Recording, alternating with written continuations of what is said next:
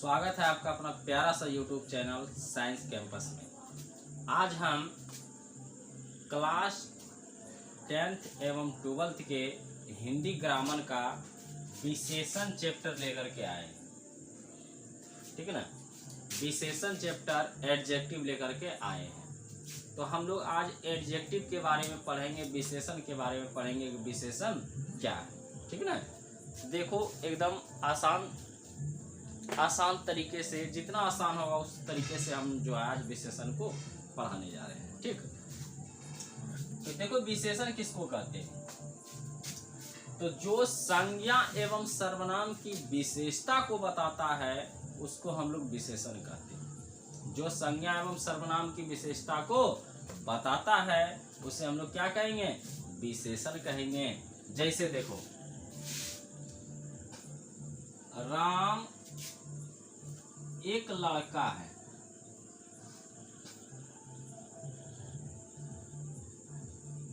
ये सिंपल की बात है कि राम एक लड़का है। ठीक है, राम एक लड़का है। लेकिन अगर इसके जगह पे हम लिख दे राम एक अच्छा, पहले है राम एक लड़का है, क्या है, राम एक लड़का है, तो ये सिंपल बात है, लड़का है राम, ठीक है ना।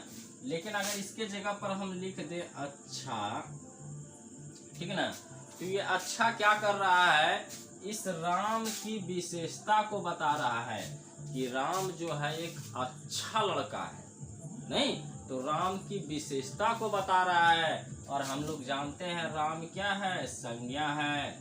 तो ये अच्छा क्या कर रहा है, ये अच्छा जो है इस राम की अर्थात संज्ञा की विशेषता को बता रहा है, उसी को हम लोग विशेषण कहते हैं। तो जो संज्ञा एवं सर्वनाम की विशेषता को बताता है उसको हम लोग क्या कहेंगे, विशेषण कहेंगे। तो विशेषण का डेफिनेशन क्या हो जाएगा, जो संज्ञा एवं सर्वनाम की विशेषता को बताता है, विशेषता को बताता है उसे विशेषण कहते हैं, उसे विशेषण कहते हैं। तो जो संज्ञा एवं सर्वनाम की विशेषता को बताएगा उसी को हम लोग क्या कहेंगे, विशेषण कहेंगे। जैसे में हम लिख सकते हैं अच्छा, काला, गोरा, मोटा, नाटा, ठीक है ना, तेज, ये सब जो है संज्ञा या सर्वनाम की विशेषता को बताता है, इसलिए इसको हम लोग क्या कहेंगे, विशेषण कहेंगे। ठीक है ना, कोई दिक्कत इसमें। अब हम आते हैं विशेषण के कितने भेद होते हैं, ठीक है ना, विशेषण को कितने भागों में बांटा गया है। तो आते हैं हम कि विशेषण को जो है 4 भागों में बांटा गया है। विशेषण को लिखना है हेडिंग, हेडिंग लिखना है, विशेषण को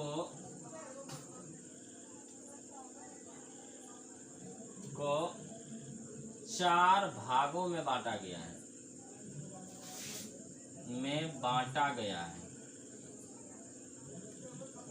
ठीक है ना। अर्थात विशेषण के कितने भेद होते हैं, विशेषण के 4 भेद होते हैं, ठीक है ना। तो पहला हम आते हैं, पहला भेद होता है गुणवाचक विशेषण, वाचक विशेषण। दूसरा होता है परिमाणवाचक विशेषण।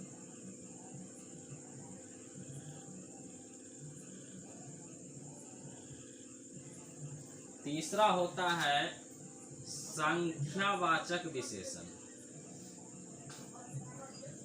संख्यावाचक विशेषण। और चौथा होता है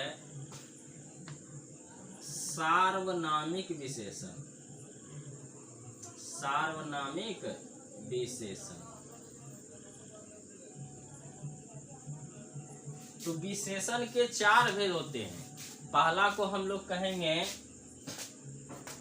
गुणवाचक विशेषण, दूसरा को कहेंगे परिमाणवाचक विशेषण, तीसरा को कहेंगे संख्यावाचक विशेषण और चौथा को कहेंगे सार्वनामिक विशेषण कहेंगे। ठीक ना। अब चारों के बारे में हम लोग विस्तृत जानकारी प्राप्त करते हैं कि सर पहला गुणवाचक विशेषण क्या है। ठीक है ना। पहला हम लोग जानेंगे गुणवाचक विशेषण क्या है। ठीक ना। तो जिससे गुण का बोध हो, क्या हो, जिससे गुण का बोध हो उसको हम लोग कहते हैं गुणवाचक विशेषण कहते हैं। जिससे गुण का बोध हो, जिससे संज्ञा या सर्वनाम के गुण का बोध हो उसको हम लोग कहेंगे गुणवाचक विशेषण कहेंगे। जैसे देखो, जैसे हो गया अच्छा, वह अच्छा है, वह अच्छा है, इसका मतलब वह की विशेषता कौन बता रहा है, अच्छा बता रहा है, नहीं, अर्थात अच्छा जो है वह की गुण को बता रहा है कि वह अच्छा आदमी है। ठीक ना। तो अच्छा को हम लोग क्या कहेंगे, गुणवाचक विशेषण कहेंगे। जैसे अच्छा, काला, गोरा, नाटा, मोटा, ठीक है ना, ये सब जो हो गया इसको हम लोग कहेंगे गुणवाचक विशेषण, क्योंकि ये संज्ञा और सर्वनाम के गुण को बताता है, इसलिए इसको हम लोग कहेंगे गुणवाचक विशेषण कहेंगे। चलो दूसरा आते हैं, दूसरा भेद है मेरा परिमाणवाचक विशेषण। तो परिमाणवाचक विशेषण किसको कहते हैं, ठीक है ना। तो जो संज्ञा एवं सर्वनाम के नाप या तौल का बोध हो, जिससे संज्ञा एवं सर्वनाम के नाप या तौल का बोध हो उसको हम लोग कहेंगे परिमाणवाचक विशेषण कहते हैं। जैसे थोड़ा, बहुत, कम, अधिक, ठीक है ना। इनसे हमको क्या पता चलता है, थोड़ा कम है, थोड़ा ज्यादा है, थोड़ा अधिक है, नहीं, तो इन सभी से हमको नाप का बोध होता है। ठीक है ना। इसी को हम लोग कहते हैं परिमाणवाचक विशेषण कहते हैं। कोई दिक्कत। अब आते हैं संख्यावाचक विशेषण पर।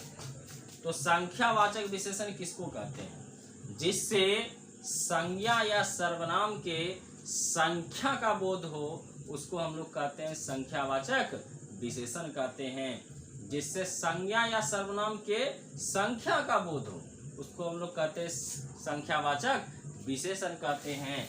जैसे 2, 4, 6, 10, इन सभी से जो है संज्ञा या सर्वनाम के संख्या का बोध हो रहा है, इसीलिए इसको हम लोग कहते हैं संख्यावाचक विशेषण कहते हैं। ठीक। अब आते हैं, लास्ट है सार्वनामिक विशेषण। तो सार्वनामिक विशेषण किसको कहते हैं, तो पुरुषवाचक एवं निजवाचक सर्वनाम को अगर हम छोड़ देंगे, ठीक है ना, पुरुषवाचक एवं निजवाचक को सर्वनाम को छोड़ करके बाकी जो सर्वनाम है अगर उसका प्रयोग विशेषण के समान हो तो उसको हम लोग कहते हैं सर्वनामिक विशेषण कहते हैं। हम लोग सर्वनाम पढ़ चुके हैं अगले वीडियो में, नहीं, कि पुरुषवाचक और निजवाचक को छोड़ देना है। ठीक है ना। पुरुषवाचक में क्या आता था, मैं, हम, तुम, ये, वे, ठीक है ना, और निजवाचक में आता था आप, इसको छोड़ देना है। अब बाकी जो 4 गो सर्वनाम है उसका प्रयोग अगर विशेषण के समान हो तो उसको हम लोग कहते हैं सर्वनामिक विशेषण कहते हैं। जैसे बाकी जो बच गया, यह वह हो गया, कोई कुछ हो गया, कोई कुछ हो गया, उसके बाद जो, सो, जौन, तौन, उसके बाद हो गया प्रश्नवाचक, कौन, क्या, क्या, कैसे, ठीक है ना। इन सभी सर्वनाम का अगर प्रयोग विशेषण के समान होता है तो इसको हम लोग कहते हैं सार्वनामिक विशेषण कहते हैं। ठीक है ना। यही विशेषण की परिभाषा है। ठीक है ना।